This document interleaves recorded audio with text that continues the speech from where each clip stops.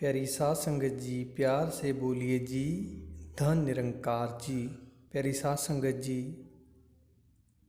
मानवता के संदेश वाहक शांति सद्भाव की भावना को विश्व में प्रसारित कर शांतिपूर्ण विश्व की परिकल्पना को साकार करने वाले सतगुरु बाबा हरदेव सिंह जी महाराज ने 36 साल तक मानव मात्र को प्रेम और शांति का पाठ पढ़ाया। धरती में बसने वाले हरेक मानव को आध्यात्मिक जागरूकता प्रदान की कि प्रभु की जानकारी करके ही विश्व में आदर्श समाज की स्थापना की जा सकती है। आपने जीवन के अंतिम श्वासों तक इसी मंतव्य की पूर्ति के लिए आप जतनशील रहे। बाबा हरदेव सिंह जी का जन्म 23 फरवरी 1954 को दिल्ली में बाबा गुरबचन सिंह जी और राजमाता कुलवंत जी के घर हुआ। हरदेव जी बचपन से ही अपने माता पिता और दादा दादी सतगुरु बाबा अवतार सिंह जी और जगत माता बुद्धवंती जी से संसारिक और आध्यात्मिक शिक्षाएं प्राप्त करने का अवसर प्राप्त हुआ। बाबा हरदेव सिंह जी ने शुरुआती शिक्षा rosary public school, higher secondary शिक्षा जादविंद्रा पब्लिक स्कूल पटियाला और सेकेंडरी शिक्षा दिल्ली में प्राप्त की। आप अपने सहयोगियों और करुणामयी स्वभाव के कारण अध्यापकों और सहपाठियों के हरमन प्यारे रहे। सत्संग सेवा सिमरन के साथ साथ आप मिशन के सामाजिक आध्यात्मिक कामों में भी रुचि लेते थे। उनके निम्र स्वभाव के कारण ही उन्हें भोला जी कहकर पुकारा जाता था। 5 भाई बहनों में आपके अलावा 4 बहनें निरंजन जी, मोहिनी जी, जगजीत जी और बिंदिया जी है।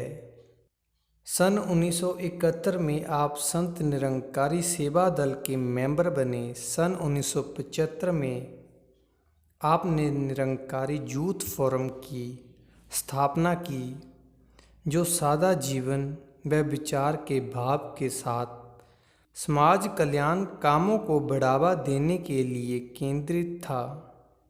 आप इस फोरम के अध्यक्ष भी रहे। सन 1975 में दिल्ली में आपका विवाह फर्रुखाबाद के श्री गुरमुख सिंह जी और श्रीमती मदन जी की सुपुत्री सविंदर जी से एक सादा समारोह में हुआ, जिनको निरंकारी जगत पूज्य माता जी के नाम से संबोधित करता है। पूज्य माता जी उच्च शिक्षा प्राप्त और अपने सामाजिक और आध्यात्मिक फर्जों के प्रति जागरूक थे। आप जी की 3 बेटियां समता जी, रेणुका जी और आज समय के सतगुरु माता सुदीक्षा जी, आप युग प्रवर्तक बाबा गुरबचन सिंह जी को अपने पिता से ज़्यादा सतगुरु रूप में सम्मान देते थे और उनकी सेवा में अपने आप को समर्पित करी रखते थे।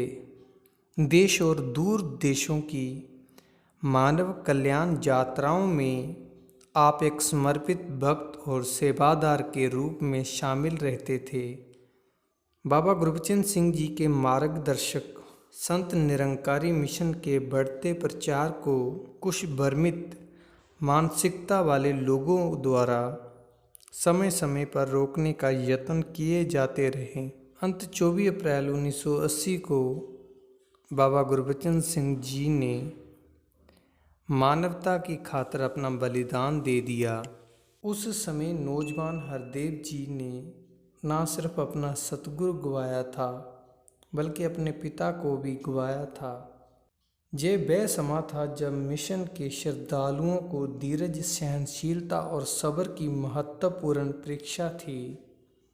ये मिशन के भविष्य के लिए बहुत बड़ी चुनौती का समय था और बाबा गुरबचन सिंह जी के बलिदान के बाद बाबा हरदेव सिंह जी सतगुरु रूप में प्रकट हुए और संत समाज के अति प्रेत हृदयों को, सभी संत महापुरुषों को अपनी अलौकिक देवी वाणी के साथ शांत करते हुए ये सिद्ध कर दिया कि युग प्रवर्तक बाबा गुरबचन सिंह जी की वही ज्योति अब शांत सौम्य गुरुदेव हरदेव की महाराज के रूप में प्रकट हो चुकी है। इस बात का प्रत्यक्ष प्रमाण उसी शाम को हुए श्रद्धांजलि समारोह में मौजूद श्रद्धालुओं को आपके इस पहले संबोधन के साथ प्राप्त हो गया था। सतगुरु रूप में बाबा हरदेव सिंह जी की पहली कल्याण यात्रा सन 1980 में